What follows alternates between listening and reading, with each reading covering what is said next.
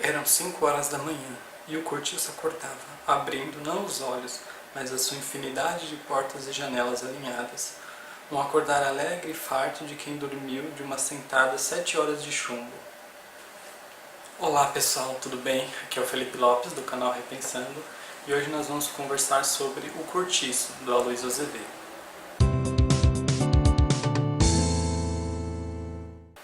Então esse livro estava na minha lista de leitura já há muito tempo, mas eu só consegui ler agora.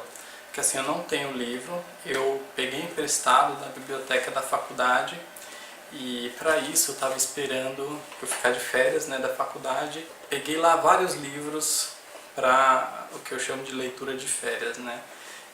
E O Cortiço foi o primeiro livro desses pegos na biblioteca para as férias. Então eu já estava querendo ler faz tempo, primeiro porque é um dos livros mais importantes assim para a nossa história da literatura. Ele é o representante maior, né, do naturalismo no Brasil. Ele é um dos livros que foi exigido nos vestibulares, se eu não me engano, da USP, da Unicamp. Assim, mas não é por isso, é porque na verdade eu quero ler assim que possível, né, os livros mais importantes da literatura brasileira. É um projeto que eu tenho a longo prazo e O Cortiço fazia parte desse percurso. Então, sobre o autor, o Aloysio Azevedo, ele, como eu falei, né, ele é um escritor que é caracterizado como um escritor naturalista. É o primeiro livro que eu leio dele, mesmo não tendo lido, eu já tinha uma ideia assim de como seria a escrita dele, eu já conhecia por cima a história, porque é uma história realmente muito comentada, né? Então a história é o seguinte: João Romão, que é um português no Brasil, se eu não me engano no Rio de Janeiro, ele trabalha para um patrão, dono de uma venda, um patrão que enriqueceu dentro de uma venda pequena. E esse patrão também era português, voltou para Portugal e, como pagamento dos salários atrasados do João Romão, ele deixa a venda e mais algum dinheiro. E assim, o João Romão, ele, durante toda a narrativa, ele vai ser um homem que tem um delírio por enriquecer. Eu acho que essa expressão que é usada no próprio livro define o João Romão, né? Ele é um cara louco por ganhar dinheiro, louco por enriquecimento. E é assim que ele continua até o fim da história. Depois que ele ganha essa venda e esse dinheiro do ex-patrão, ele vai continuar trabalhando lá, vai se casar, vai se amigar com uma dona de quitanda, que se chama Bertoleza, que é uma mulher negra, escrava, que estava quase comprando a sua carta de alforria. Ela estava juntando dinheiro para comprar a sua carta de alforria. E o João Romão e essa Bertoleza, eles acabam se aproximando e acabam se amigando, né? Que é como se chamava as pessoas que moravam juntas, mas não eram casadas oficialmente. E depois disso, os dois eles começam a trabalhar e começam a comprar um terreno ali próximo à venda e a montar uma pequena estalagem, que na verdade é um cortiço, mas João Romão faz questão de chamar de estalagem. Então eles vão montar essa estalagem, inclusive construir,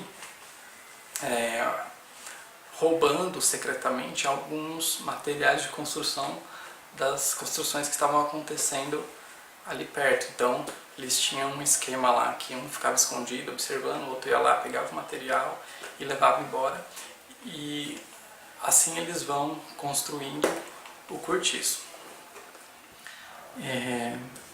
Da casa ao lado tem um sobrado, né? Um sobrado grande, e nesse sobrado vai se mudar a família do Miranda, que é um outro português que vai morar naquele sobrado e junto com ele toda a sua família, né? A sua esposa Estela, sua filha Zumira, uma pessoa que mora com eles, né? Não se deixa muito bem claro o porquê, que é o Botelho. E assim, o sobrado e o cortiço, eles meio que são antagônicos, assim, é como se o Miranda e o João Romão tivessem uma certa competitividade. Eles têm um negócio assim de querer saber quem que é o mais bem sucedido dos dois. Além de comprar o terreno e montar o cortiço, João Romão também compra uma pedreira que fica na parte de trás do terreno, né? A parte de trás do cortiço. E inclusive alguns dos moradores do cortiço são trabalhadores da pedreira.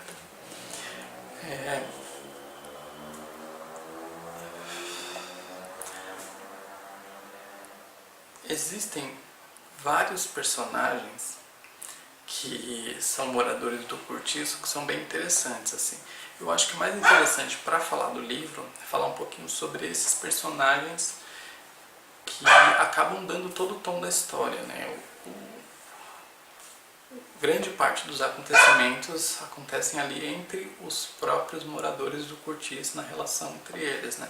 Esse livro é bem interessante, assim, porque ao mesmo tempo que você consegue fazer uma leitura realista, você consegue fazer uma leitura alegórica. Os personagens, eles são possíveis, eles são personagens verossímeis, mas ao mesmo tempo parece que eles representam todo um conceito ou todo um tipo de pessoa.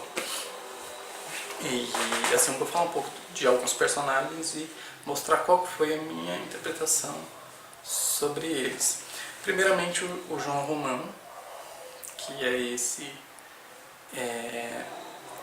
esse dono da venda, dono da estalagem, o cortiço e dono da pedreira. Ele representa para mim uma classe social muito delimitada, que é a burguesia, porque ele tem esse sonho de enriquecer, ele se preocupa sempre com o lucro, inclusive é isso que move ele, a narrativa toda. Então ele sempre quer aumentar o seu lucro, tanto com o aluguel das casas, quanto com a venda, quanto com a pedreira, e esse acaba sendo o objetivo maior da vida dele. Inclusive explorando os trabalhadores, ele sempre é muito mão de vaca, como se diz, né? Ele sempre queria pagar o mínimo possível para os seus empregados. Ele explorava absurdamente a Bertoleza, que é a sua companheira, né? Inclusive no final é uma coisa muito chocante que acontece, assim, muito interessante, ao mesmo tempo chocante que acontece entre os dois.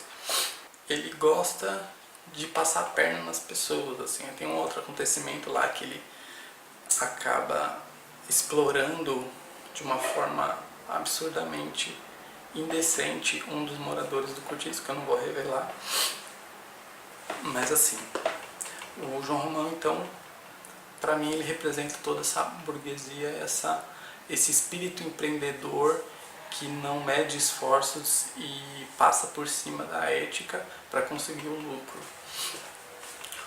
O Miranda, por outro lado, para mim representa uma classe mais aristocrata, digamos assim. Ele tem dinheiro, mas não tanto quanto o João Romão, só que ele parece ser uma pessoa de mais classe, de mais, digamos assim, de uma educação cultural diferente. O João Romão ele não é muito preocupado com vestimenta, com luxo, com nada, enquanto o Miranda é. O João Romão ele vai se tornar alguém preocupado com isso depois, muito depois. No início ele é preocupado só com dinheiro e vive como se fosse pobre. A Bertoleza, eu imagino que representa toda a classe dos escravos. O romance, o Cortiço, ele foi escrito depois da abolição da escravidão, mas a gente sabe que mesmo depois da abolição da escravidão, os ex-escravos continuavam a ser explorados pelos seus senhores porque com a abolição da escravidão não foi dada nenhuma outra condição dos negros ascenderem socialmente, né? Então, o que a narrativa mostra, e eu acho que no sentido alegórico fica bem claro, que embora os negros tenham sido libertos, continuavam sendo explorados pelos burgueses, pelos portugueses e etc. E isso fica muito claro na figura da Bertoleza. Essa exploração e essa, digamos assim, falsa liberdade. Porque ela foi libertada pelo João Romão, que diz que comprou a sua carta de alforria, só que não. Ou seja, ela foi liberta, só que não. E se a gente pensar ela como representante de todos os ex-escravos, isso se torna muito interessante de analisar. A Estela, a mulher do Miranda, ela me fez pensar bastante nessa mulher que é levada pelos instintos, assim, que é dominada pelo instinto, principalmente o instinto sexual. Porque assim, a esposa do Miranda, ela é infiel, ela já se relacionou com empregados do Miranda e eles foram morar no sobrado justamente uma tentativa do Miranda afastar ela desses casos que ela tem com os ex-funcionários deles. Então, a Estela, ela é uma mulher infiel. E o Miranda, por outro lado, ele depende do casamento com a Estela para poder sobreviver, porque os negócios dele só são feitos usando como base, né, o dote que ele recebeu quando se casou com a Estela. Então, eles têm uma relação de casamento não por amor ou por um gostar do outro, e sim justamente por uma questão de conveniência. É um amor, é um casamento que na verdade é só uma relação de interesse. O Miranda só continua com a Estela porque se ele não estiver mais com ela, ele perde a garantia dos seus negócios. E é interessante no caso da Estela porque ela representa muito bem uma visão tipicamente naturalista do ser humano, que é um ser humano enquanto máquina biológica, ou seja, a gente é um acúmulo de matéria que a gente vive sob as leis da natureza e o instinto é um elemento que influencia o nosso comportamento, que direciona o nosso comportamento.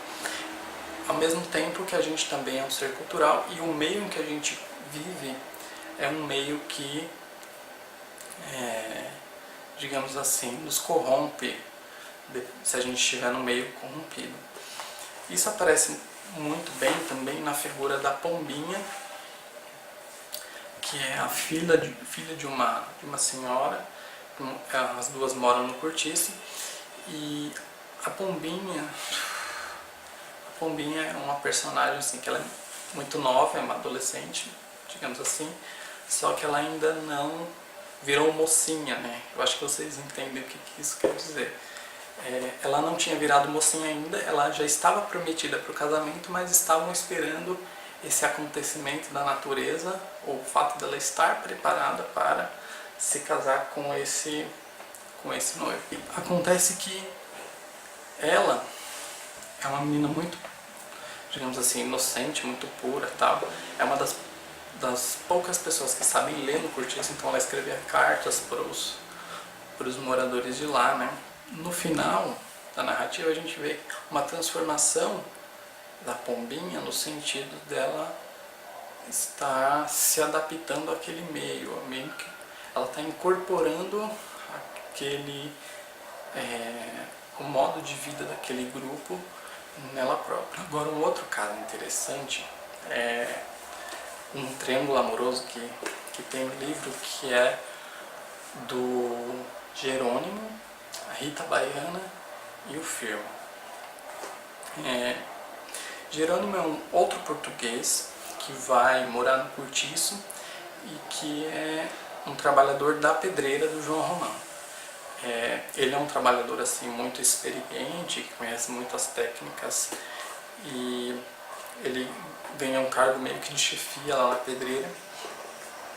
E ele representa assim esse português mais racional, mais lógico, mais tradicional, digamos assim. E ele vai morar no Cortiço com a sua não lembro o nome da filha, e com a sua esposa Piedade. E quando ele vê a Rita Baiana, que como o próprio nome já diz, né, uma baiana é uma moça, uma mulata, que mora no Cortiço e que é toda festeira, toda alegre. Sabe aquelas pessoas que gostam de espetáculo, gostam de bagunça, gostam de música, de pagode, essas coisas? Então, essa é a Rita Baiana. E o filme se apaixona à primeira vista pela Rita Baiana assim que ele a vê, né, numa das festinhas que estava tendo lá no domingo. Só que acontece que a Rita Baiana ela já tem um amante, não sei se é amante, namorado, ela já tem um compromisso com o Firmo, que é um capoeirista também, no mesmo estilo da Rita Baiana, né, que gosta de bagunça, gosta de festa, gosta de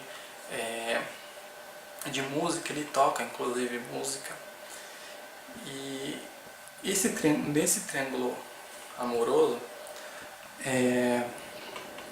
não vou dizer como termina, mas o Jerônimo ele acaba se abrasileirando. A figura da Rita Baiana faz o Jerônimo ficar cada vez mais brasileiro.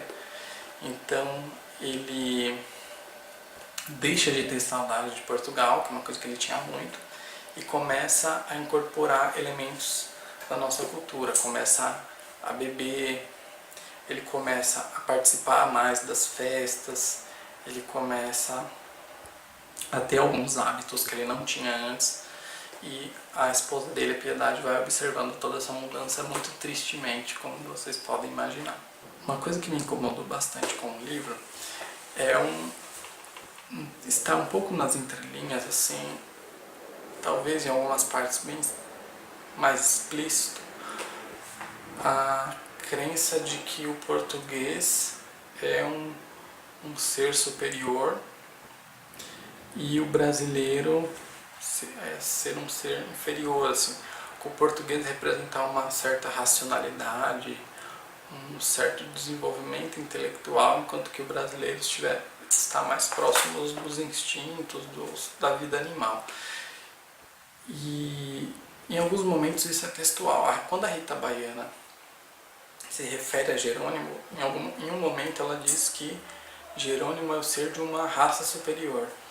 Agora, eu me pergunto se o autor coloca isso no sentido de colocar em questão e questionar essa crença, ou se ele realmente acredita nessa ideia do português como raça superior.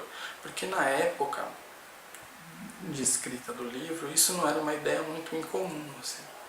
Existia um certo darwinismo cultural, se é que posso chamar assim, que é uma crença de que existe uma escala de culturas mais desenvolvidas e culturas menos desenvolvidas. E o europeu, logicamente, dentro dessa perspectiva, que é europeia, ele ficaria no topo da cadeia de culturas desenvolvidas. Enquanto nós, né, americanos, país tropical, não sei o que, estaríamos em uma cultura menos desenvolvida. Eu ainda tenho dúvida se ele está questionando ou se ele está afirmando isso no livro. E é uma coisa que me deixou meio assim com uma pulga atrás da orelha. Mas, no geral, eu gostei muito do livro. Eu achei assim que o livro representa algumas questões fundamentais do Brasil.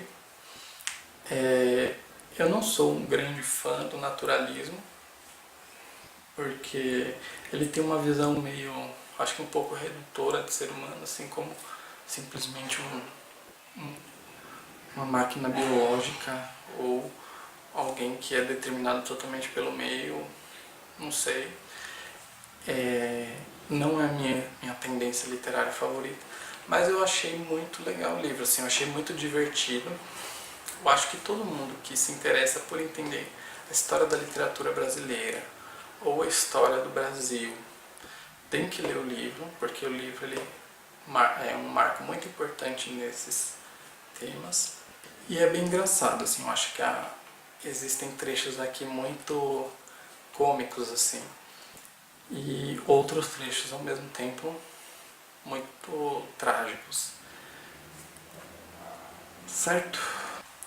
Nossa, esse vídeo deve ter ficado grande, né? Então é isso, se você gostou do vídeo, dá um like, comenta aqui embaixo se você já leu, o que você achou, ou se você pretende ler. Se inscreve no canal para receber as novas atualizações de vídeos e tchau!